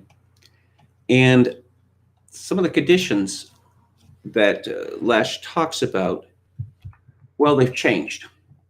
I would say that he gets some things wrong in his predictions, but that's going to happen with any such book. Despite that, it's remarkably prescient. And I wanted to go through the preface, which is a kind of précis of the book. It begins hardly more than a quarter century after Henry Luce proclaimed the American century. American confidence has fallen to a low ebb. Those who recently dreamed of world power now despair of governing the city of New York. Defeat in Vietnam, economic stagnation, and the impending exhaustion of natural resources have produced a mood of pessimism in higher circles, which spreads through the rest of society as people lose faith in their leaders. The same crisis of confidence grips other capitalist countries as well. In Europe, the growing strength of communist parties, the revival of fascist movements, and a wave of terrorism all testify in different ways to the weakness of established regimes and to the exhaustion of established tradition. Even Canada, long a bastion of stolid bourgeois dependability, now faces in the separatist movement in Quebec a threat to its very existence. Well, let me go through these one by one. Keep in mind 1979. And this was, a year or so after Jimmy Carter had given his infamous malaise speech, for which he was largely mocked. I don't think it was all that mockable what Carter had to say, actually. But I suppose it is the duty of the President of the United States, as it is seen, to say that tomorrow will be better, and the day after that, better still, and the day after that, even better still. So America had been defeated in Vietnam, and the last helicopter out of Saigon was in 1975. And then in 1979, the year the book was published, you had under Jimmy Carter, the Iranian hostage crisis, which lasted for 440 days and destroyed Jimmy Carter politically. Now, this was a profound humiliation for the United States, but paradoxically, perhaps, it led to the election of Ronald Reagan and a tremendous resurgence in American patriotism. I remember well after the defeat in Vietnam that, what was it Richard Nixon said, that America risked becoming a pitiful, helpless giant? Well, by the time that, when Reagan became president in 1981, so much of that had been dissipated. Economic stagnation. Yes, stagnation was followed by inflation, which reached 20%, I believe, in 1980. But Reagan managed to squeeze that out at the cost of greatly higher unemployment for several years. The impending exhaustion of natural resources, that hasn't really proved to be true. Oil, of course, is expensive now where it wasn't. And oil, it's very difficult to find new oil. It's very, very expensive. So the oil is still there, but it's not going to get cheaper, except when the economy collapses. There's a whipsaw effect there, as Kunstler has pointed out. Oil reaches a certain price and the economy collapses. But when oil falls to a certain price, then the oil industry collapses. Yes, the growth of communist parties in Europe, well, of course, that was true at the time, but communism collapsed with the fall of the Eastern Bloc countries, the Warsaw Pact countries, after the fall of the Berlin Wall in, 1989. The revival of fascist movements, that didn't really go anywhere. And a wave of terrorism, well, I suppose it's a question of how you regard it. Because in Europe, they seem to have come to the conclusion that terrorism is something that we can live with. And in fact, if people come to the obvious conclusions about terrorism in Europe, you will be proscribed. When the IRA was running its terror campaign in Britain and Ireland in the 70s and 80s, well, it was the Irish Republican Army. So it was Irish people who were doing it, but we're not allowed to say which religion the Latter-day terrorists in Europe belong to. The international dimensions of the current malaise indicate that it cannot be attributed to an American failure of nerve. Bourgeois society seems everywhere to have used up its store of constructive ideas. This is exactly to the point. It has lost both the capacity and the will to confront the difficulties that threaten to overwhelm it. It has lost the capacity and the will. That the can-do attitude, that we have problems, but we can overcome them, it seems to have largely disappeared. The political crisis of capitalism reflects a general crisis of Western culture, which reveals itself in a pervasive despair of understanding the course of modern history or of subjecting it to rational direction. Liberalism, the political theory of the ascendant bourgeoisie, long ago lost the capacity to explain events in the world of the welfare state and the multinational corporation. Nothing has taken its place. Politically bankrupt, liberalism is intellectually bankrupt as well. The sciences it has fostered, once confident of their ability to dispel the darkness of the ages, no longer provide satisfactory explanations of the phenomena they profess to elucidate. Neoclassical economic theory cannot explain the coexistence of unemployment and inflation, which they called at the time stagflation. Sociology retreats from the attempt to outline a general theory of modern society. Academic psychology retreats from the challenge of Freud into the measurement of trivia. The natural sciences, having made exaggerated claims for themselves, now hasten to announce that science offers no miracle cures for social problems. Well, you could say that liberalism has collapsed, and I believe that that is true, and I believe that we live in a post-liberal age, post-rational age. But you see, a funny thing happened when the Soviet Union dissolved, was that we were told we were at the end of history. So democratic capitalism, that was the only game in town and was going to be, well, forever. So said Francis Fukuyama, and that just seemed to be the general tenor of the times. All of the smart people were saying that. Oh, you remember that no two countries with McDonald's have ever gone to war? All that sort of nonsense, the Lexus and the olive tree. Yeah.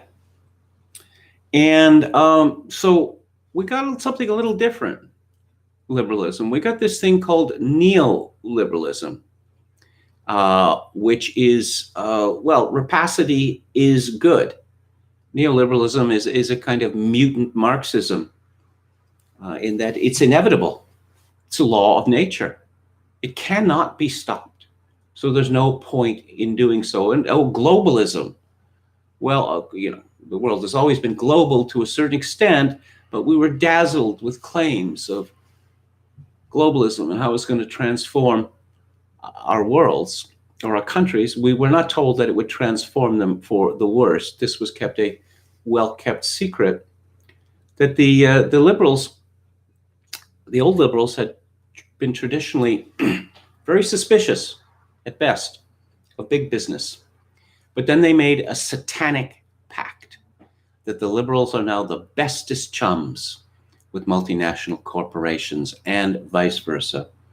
And they have made a deal, a compact, that woke capital, it's called, that so in exchange for doing whatever they please, breaking the law repeatedly, not paying taxes, the multinationals support governments. Whatever the government plan is, particularly with regards to social revolution, big business now supports it.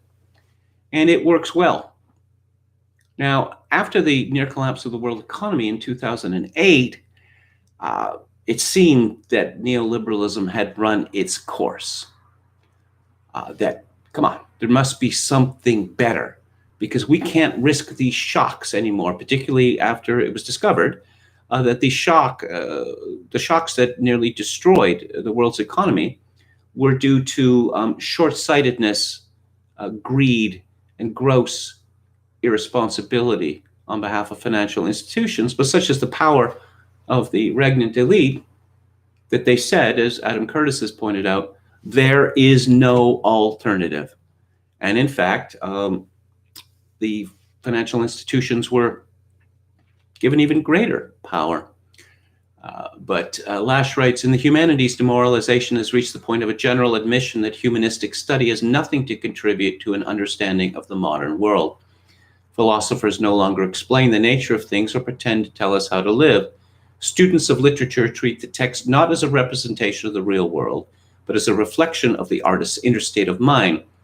Historians admit to a sense of the irrelevance of history in David Donald's world and of the bleakness of the new era we are entering.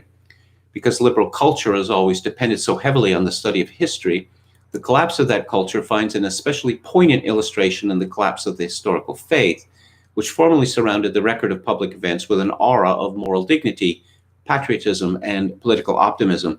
Historians in the past assumed that men learned from their previous mistakes. Now that future appears troubled and uncertain, the past appears irrelevant even to those who devote their lives to investigating it. The age of abundance has ended, Donald writes. The lessons taught by the American past are today not merely irrelevant, but dangerous. Perhaps my most useful function would be to disenthrall students from the spell of history, to help them see the irrelevance of the past, to remind them to what a limited extent humans control their own destiny. Now, this is fascinating in two different ways. That the bankruptcy of the Academy was known by the time that Lasch published this book in 1979. So this should have resulted in changes, right?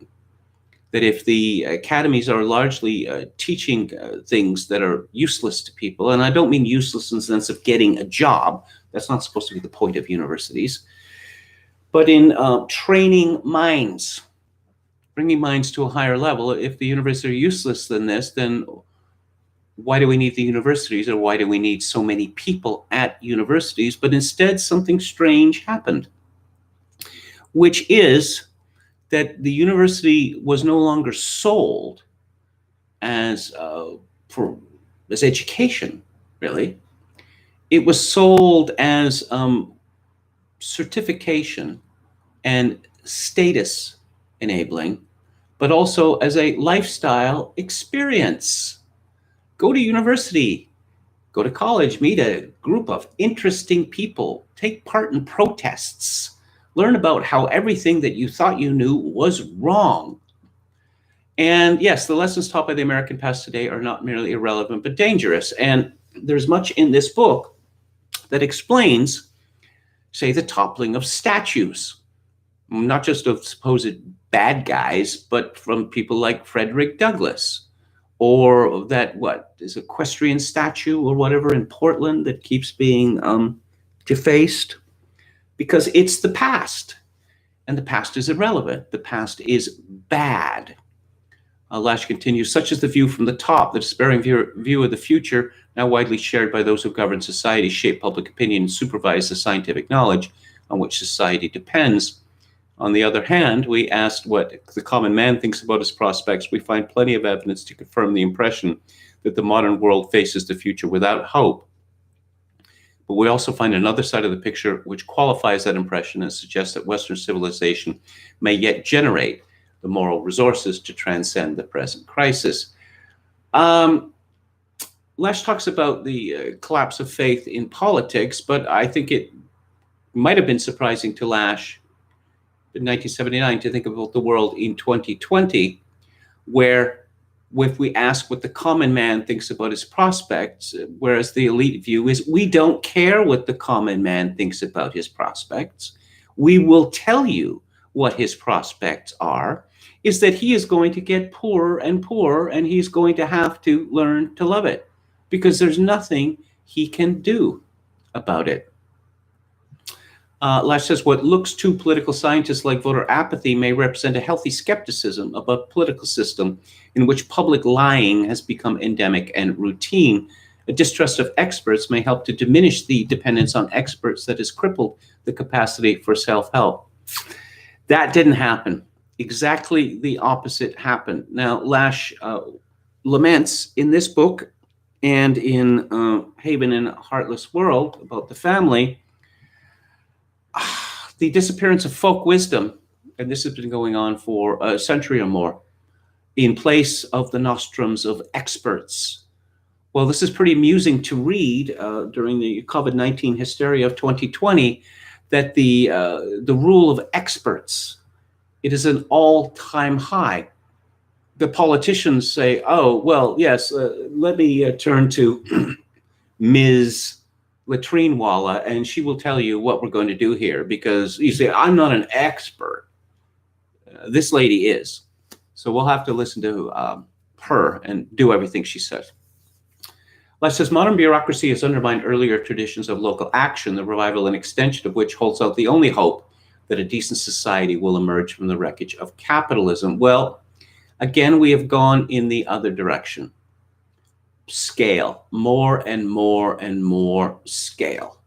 What's happening in your own town? I don't care what's happening in my own town. I care what's happening nationally or internationally, because, you know, local places, your own city, or especially your own community, they're irrelevant, because people are, they're self-actualizing atoms now. Disenchantment with government bureaucracies has begun to extend to corporate bureaucracies as well, the real centers of power in contemporary society. Well, he is correct about the second part of that sentence, but not about the first, because corporate bureaucracies now instruct us how to think about morality. Can you imagine that? Much could be written about the signs of new life in the United States. This book, however, describes a way of life that is dying, the culture of competitive individualism, which in its decadence has carried the logic of individualism to the extreme of a war of all against all, the pursuit of happiness to the dead end of a narcissistic preoccupation with the self. Strategies of narcissistic survival now present themselves as emancipation from the repressive conditions of the past, thus giving rise to a cultural revolution that reproduces the worst features of the collapsing civilization it claims to criticize.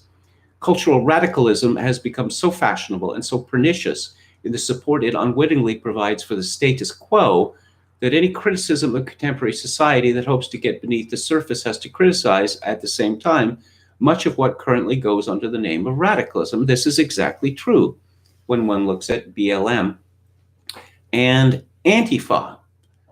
That I don't know to what extent the people who participate in BLM and Antifa understand that they are not in opposition to the elite. They are bolstering the elite, because the elite is using them as their useful idiots, as their shock troops.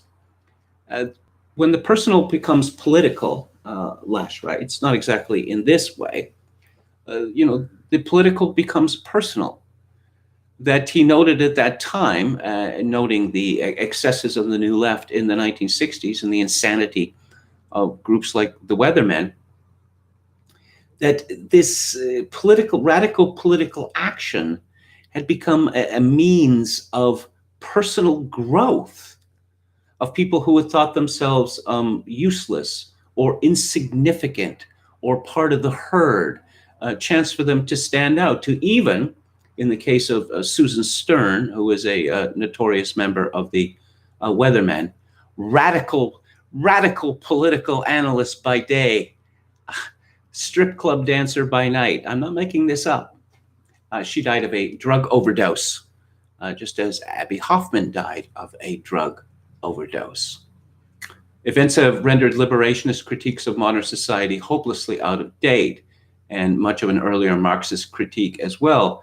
Many radicals still direct their indignation against the authoritative family, repressive sexual morality, literary censorship, the work ethic, and other foundations of bourgeois order that have been weakened or destroyed by advanced capitalism himself.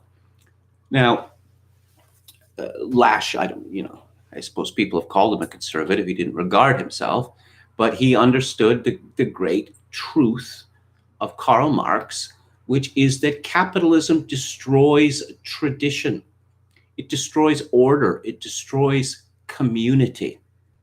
And it is both amusing and irritating that cultural radicals today are still campaigning against the authoritarian family, repressive sexual morality, literary censorship, the work ethic, and other foundations of bourgeois order, which can barely said to exist.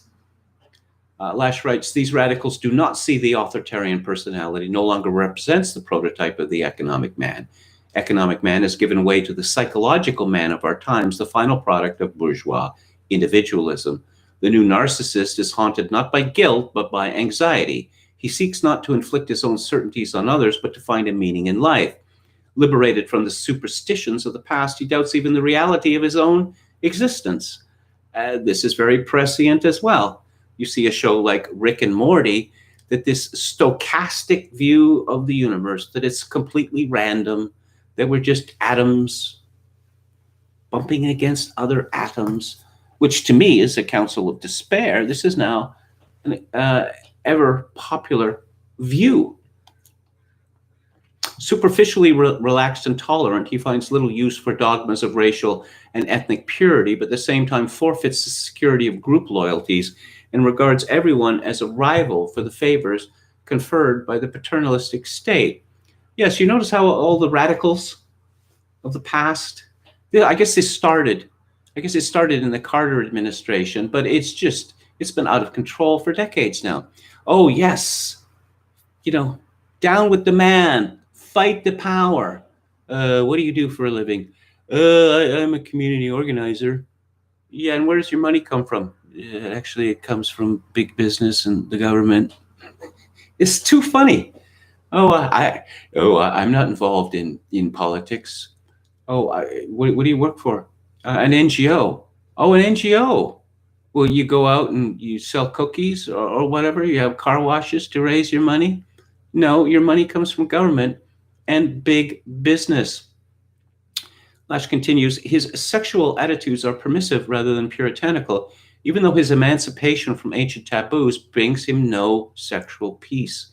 There's just so much to consider in this book, practically every sentence. His emancipation from ancient taboos brings him no sexual peace.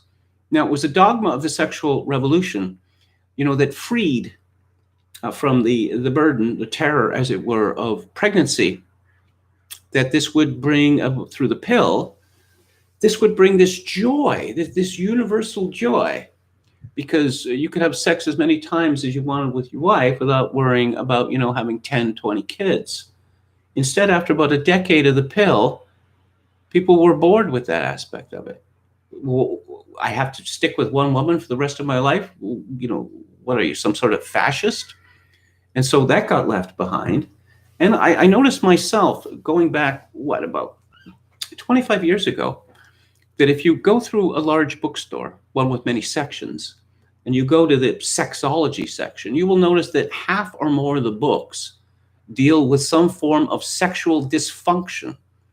So it appears that emancipation from ancient taboos has brought people no sexual peace. Fiercely competitive in his demand for approval and acclaim, he distrusts competition because he associates it unconsciously with an unbridled urge to destroy. Hence, he repudiates the competitive ideologies that flourished at an earlier stage of capitalist development and distrusts even their limited expression in sports and games. Fiercely competitive in his demand for approval and acclaim. Yes, Lash had noticed this herd mentality growing amongst people, even as they claimed this desperate need for authenticity. I want to be like everyone else, and I need everyone's approval. The strong man, the independent man, does not thirst for everyone's approval. Lash, when he writes about modern literature, he writes about the, I don't know, what would you call it, the offhand or meta aspect of it, where I'm not going to try to impress you by writing a great work of literature, has been done in the past. I'm going to make a joke of the whole business. And I'm going to include a great deal of personal information about myself, particularly how miserable my life has been. So you should feel pity for me, really. And the fact that I say that it's all a joke and you can't trust anything that I write, well, I mean, there's no truth, is there? Really? The narcissist has no interest in the future because, in part, he has so little interest in the past. He finds it difficult to internalize happy associations or to create a store of loving memories with which to face the latter part of his life, which, under the best of conditions, always brings sadness and pain. Uh, this is far more pronounced now than when Lash wrote this book. People boasting, poor mouthing, as the Irish call it. Oh, my life is more miserable than yours. No, no, no. My life is more miserable than yours. First of all, is that something to boast of? How can one speak of even having a personality when nothing is private? This is a point that Lash makes a great deal of. And, well, your life is miserable. Do you want to be miserable? I mean, why do people carry on in this way? And it's the lack of an interior personality. And this narcissism has led to this. In a narcissistic society, a society that gives increasing prominence and encouragement to narcissistic traits, the cultural devaluation of the past reflects not only the poverty of the prevailing ideologies, which have lost their grip on reality and abandoned the attempt to master it, but the poverty of the narcissist's inner life.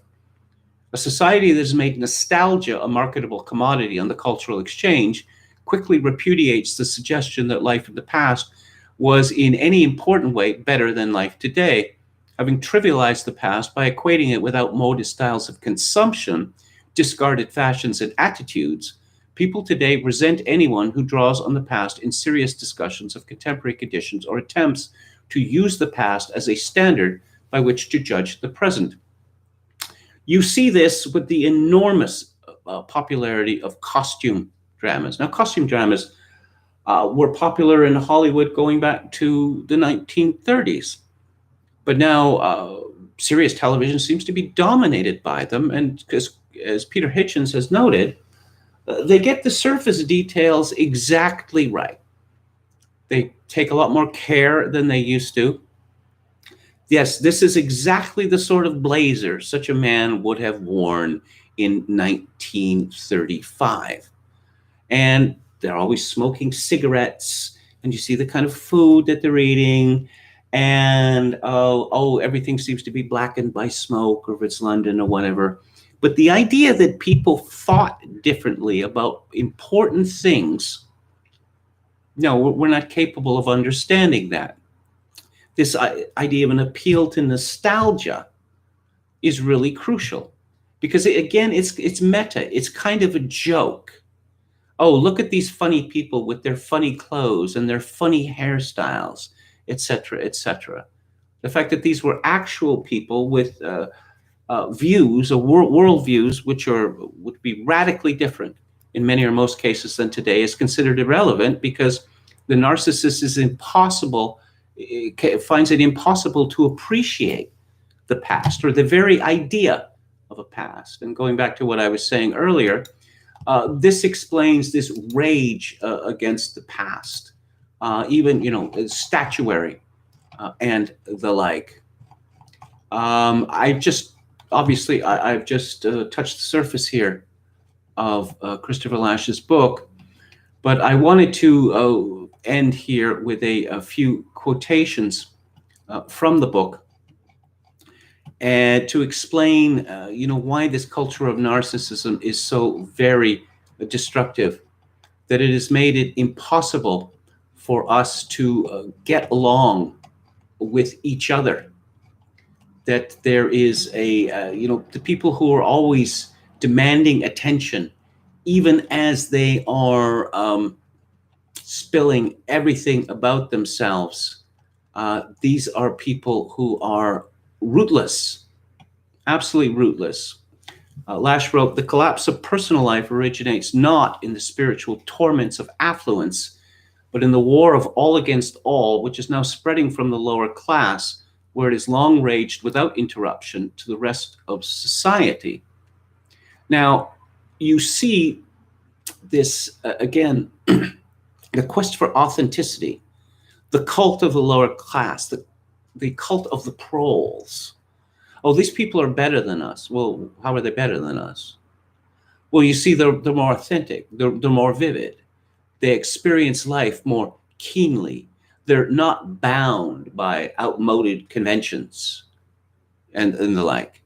And of course, if you've ever lived among poor people, you find that quite often their lives are miserable precisely because of the lack of convention. Or, yes, maybe you have an unpleasant opinion about this person's dress or face or whatever. Probably best to keep it to yourself unless it's absolutely necessary, because this leads to ugliness. You know, when you have a bunch of people doing what they want, whatever the consequences, you're going to end up with misery. Lash wrote, our society, far from fostering private life at the expense of public life, has made deep and lasting friendships, love affairs, and marriages increasingly difficult to achieve. As social life becomes more and more warlike and barbaric, personal relations, which ostensibly provide relief from these conditions, take on the character of combat.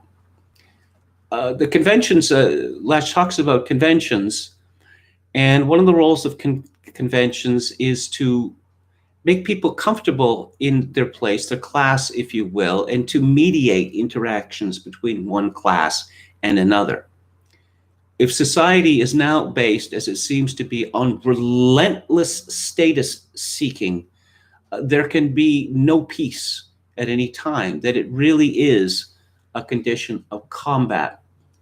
In any event, those are a few of my thoughts on Christopher Lash's book, The Culture of Narcissism, which I highly recommend.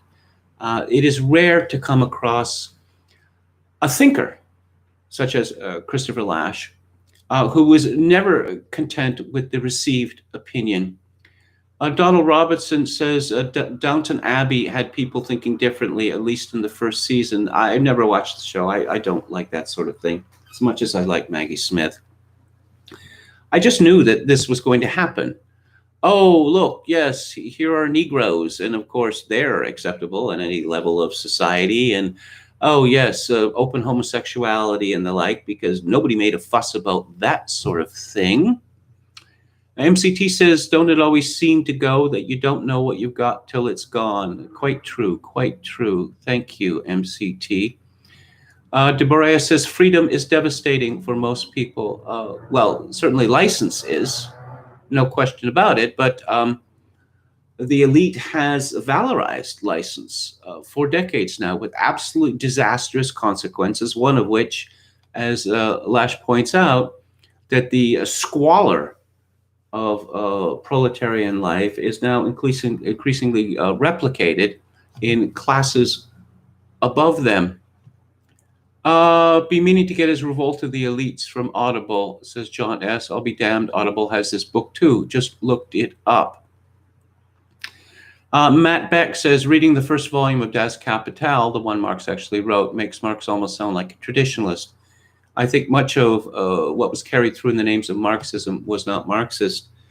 Edward Lipfak pointed out in an essay that he wrote in commentary, I think in 1995, he quoted the Unabomber, Ted Kaczynski, with approbation, saying that the Unabomber understood what modern so-called conservatives don't understand, that the idea of choice being the highest virtue and the constant churn, it destroys community. It makes conservatism impossible. And of course, this was a point that Marx made in his early writings, that capitalism is a revolutionary force. And you see that latter-day lefties, a Trotskyite like Christopher Hitchens, openly expressed his admiration for George W. Bush, because George W. Bush was exporting American-style capitalism to the rest of the world at the barrel of a gun. And that's why Chris Hitchens loved George W. Bush. We can't let these other countries have their own traditions anymore. because that's threatening. Laramie Hirsch says, as the Catholic SSPX says, we must endeavor to keep the pilot light on. Yes, Yo Mama says the universities are excellent at training minds. I don't know that that's true, because if you listen to that essay about Stanley Kubrick that I was reading from yesterday, there's someone named Mendelssohn. It's a bunch of disconnected thoughts. It's really sort of emotions substituting for thought, toxic masculinity. And oh yes, Stanley Kubrick acted this way because he was bad with women, not popular with women. It's just that there's no thought at all. And, this fellow was a graduate of Ithaca, John S. says this guy called it 40 plus years ago. Indeed. Okay, so that's the show for today and for this week. What's coming up culture-wise next week? A very amusing film from Albert Brooks. He wrote and directed it in 1981 called Modern Romance, which is about modern romance, starring the exquisitely beautiful Catherine Harold as Brooks's on-again, off-again girlfriend. And in the book club next week, one of the great American autobiographies, Up from Slavery by Booker T. Washington. I'll be back on the air Monday at 4 p.m. Pacific, 7 p.m. Eastern. If you like the show or any part of it, I'd appreciate it if you click on the like button and subscribe to my YouTube channel if you have not done so already. If you would like to support this live stream, which would be very appreciated at this time of fervor and flux, my PayPal account is Kevin_Grace@hotmail.com. Once again, Kevin_Grace@hotmail.com. If you're Canadian, you can send money, donations directly to me through Interac at kevingrace@shaw.ca. And I shall leave you with this. In these days of social atomization and civilizational collapse, I do dearly wish that you, my dear listeners and viewers, do manage to form some kind of genuine human connection in order to ease the burden. Good night.